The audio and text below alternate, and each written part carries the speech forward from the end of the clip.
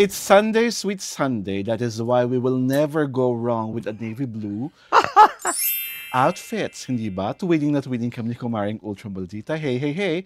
This is Awad Ignacio, the diva that you love. And with me is my Kumaring Ultra Maldita. Hi, this is Alex Brasas. And you are watching the Kitty Show, ang tayo na talakan Showbiz Edition.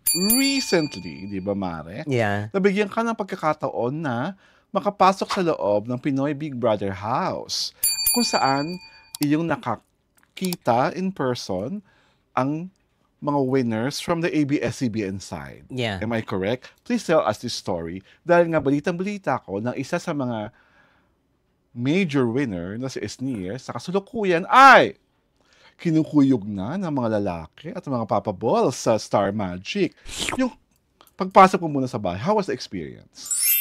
I've been there pangalawang beses na. Kamusta tong bagong pagpasok mo? There's nothing new, my God, ano ba? Nothing new sa bahay? Walang bagong design, bagong whatever? Kasi the first time was yung tawag dito, yung bahay for this batch.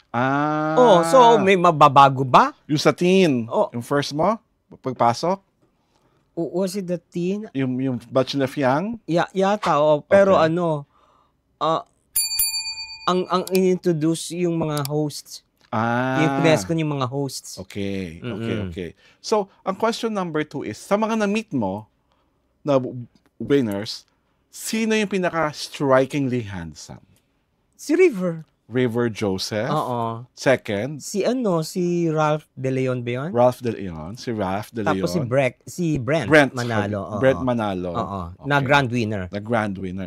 Why were you most impressed with River? Mas gwapa pa siya sa personal, over doon sa napapalood natin sa TV. Mas ma-appeal, mas makisi. He is boyishly handsome. Oh, okay. Artistahin talaga. Yeah, oo. Tapos, fashionista. Ang taroy ng oversize, Ano suot niya nun? Oversize na ano ba yun? Polo? Na parang blazer. Okay. Tapos parang oversize din na pants na luwag-luwag, ganun. And Ralph De Leon? I didn't remember. I can't remember. Pero gwapo rin. Oo. Mistizo type siya eh. Tisoy to tisoy. Ang lalaking may boy yung tawag sa kanya. Ano ba yun? Di ba? Di ba nasa loob siya na bahay, nabawas yung anong yun? Yung bidyo-bidyuhan na yun. Talaga? Yes! I didn't know because I'm not aware of that. You don't watch right? Oh my God! And you have no liking for scandals. Inubo ka tuloy. Why am I like this? Maybe it's the weather. And si Brent, kapala-panalo ba ang itsura ni Brent Manalo? Or just one of those? He's okay naman. Anong tawag din? Kaya lang kasi he looked handsomer sa TV. Telegenic TV, siya. Telegenic siya. Telegenic, photogenic. Pero in person, parang okay. Siya pala. Oo, di ba? Yung ganon. Balita ko, itong si Esnira, mukhang balakang dapa. Mabumulong sa akin. How Aray ko? Grabe naman. Hindi naman. Ang tawag doon, hindi. Kasi siya naman stylist ang entrada niya. Di ba? Okay. Talagang yung parang... We're talking about the looks, not the style. Okay. Can you, refute the claim of my unimpeachable source na mukhang palakang dapa si Esnir? Or di siya mukhang palaka, mukha siyang tarsier na naging tao? Hindi naman. Ang tawag dito, tawag dito, he may be plain looking, pero when he opens his mouth, magaling naman siya magsalita. I've seen your reel na Shinir. He's very witty, very intelligent. Very intelligent. Hindi siya amazingly beautiful. Pero naman siya normal looking. What makes him more beautiful is his intellect. Oo. Wala pa siya his confidence. Wala pa siya mga drama ng mga use of pronouns sa mga she, her. Wala. Oo, hindi siya hindi siya conscious. May balita ako, pinakakaguluhan siya ng mga Star Magic Papa Ball. How true? May picture raw na lumabas na pinapalibutan siya ng kung sino-sinong pogi o a swimming episode. Hindi, yun eh. I don't know if it was a recent vacation or what. Hindi, tawag dito, andun si Piolo. Andun si Jake Ejercito. Andun si Kyle Echari. Yung mga yun. Kasama niya Oo. sa swimming pool, sa beach. Parang sa beach. It was, Baka they're shooting It's Raining Men. Talagang talagang siya, talagang gay of the hour. Gay of the hour talaga. Diba? Parang, She's the Becky of the ball. Oo.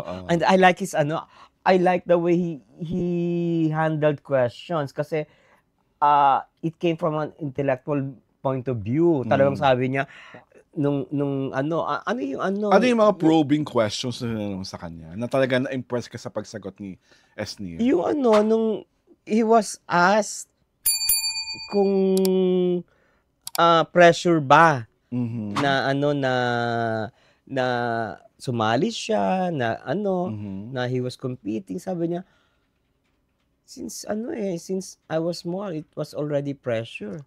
Sabi niya gano'n. Yes. Tapos,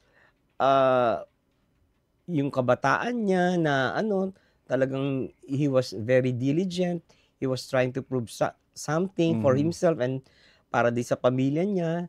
Tapos sabi niya, ang nagustuhan ko yung kanyang one-liner. So what did you realize when you were inside the house? Sabi niya, tanong sa kanya, that I have to be unapologetically unique.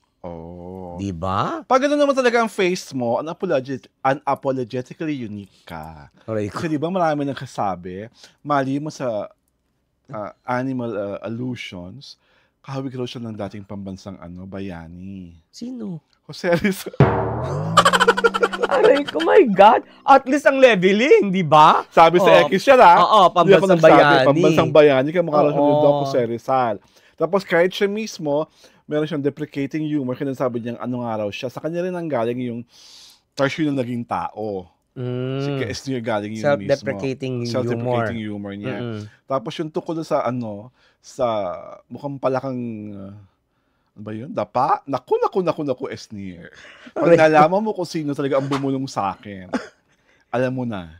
Hindi, ang sa kanya is, Pero ako, ang gusto ko sa kanya is that he was able to earn the respect of all the straight men inside the house. And number 2, wala siyang pinakitang kahit na anong mali siya or libog sa mga lalaking naglalambing, yumayakap, naglalandi.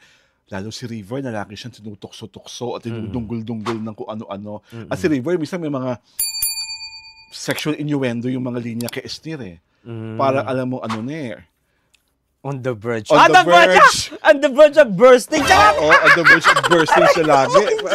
Parang volcanic eruption ito. Volcanic eruption God. ito. Diba? Kaya nga paglabas niya, nilaro niya agad yung aso niya, diba? Agad yung aso niya. Oh my God. For me, and I've also admired the young gentleman in the house because this is really the very first time that there's an openly gay person inside the house. Yeah. Diba? Na talagang pagpasok niya bakla na agad. Hindi kagaya nung ni Rustom. Diba? Pagpasok niya doon, Rustom pa siya. Or nung iba pang mga, or si Fifth Solomon, na ang drama niya, bisexual lang daw siya. Diba? At meron pang isa, yung Aldred, diba? Na hindi niya tinatanggi niyang gay siya. Paglabas siya, saka pa lang siya umamin. Diba? Kaya, hats off din ako sa mga millennial young men na ito. Kasi, napakalawak ng pangunawa nila of to actually have, they don't have anymore that parang feeling na, ay, may bakla, ito aanuhin tayo. At saka you have to remember, si Esnir was never nominated. Yes. For eviction. Diba? That's a feat. Kaya nga mataas yung sa kanya, expectation Kaya nga akala na lahat siya magiging big winner. Talaga nakatalo kay Esnir votes. Votes, parang labanan to ng datong. Labanan ng yaman. So, mayaman talaga si Brent at si Mika. Kakaloka, diba? Pero, I do not know what's going to happen next. Have they announced any projects during the press conference? Hindi niya, pero meron. Meron na silang lahat. Pero hindi niya in-announce. Si Esnir wala pa in-announce. Si River, meron na yun ongoing yata. Kasi River is like the kontrabida in Love at First Spike. And I also know that he and Brent is going to be part of a YouTube movie entitled For Bad Boys and a Girl. And I don't know what's going to happen with Raph, kung ano yung latest project niya after coming out of the for sure house. meron yan. 'Di ba, hindi naman ang Star Magic, hindi naman nila pinababae ng Oo. ano nila, eh, At lalo 'di na, ba? these gentlemen are very, very talented. At sabi mo nga, totoong artistahin.